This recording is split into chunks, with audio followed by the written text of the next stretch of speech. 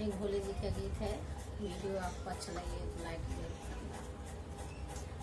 घुमड़ी घुमड़ी करना शिव बाबा पूजली हो।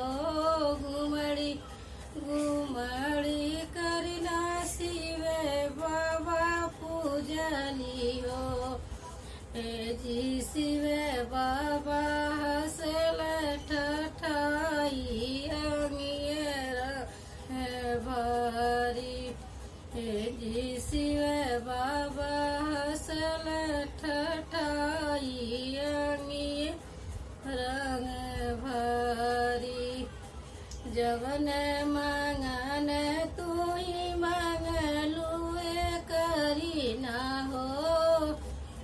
जवन मांगन तू मांगबू करी ना हो। हे मैं वही मांगन तुहे देव रंग भारी। हे जियो ही मांगन तुहे देव रंग भारी। नैहरे में मांगिला भैया से भाती जवाओ।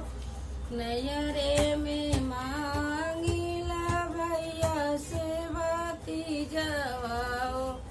हे जी ससुरे में सब पलुआर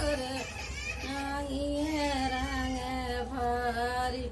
हे जी ससुरे में सब पलुआर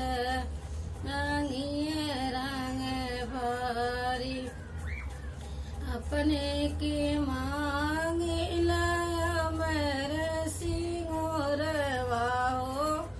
अपने के मांगिला अमर सिंगोरवा हो। जुग जुग जियाई बात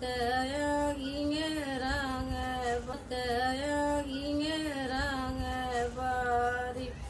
जुग जुग जी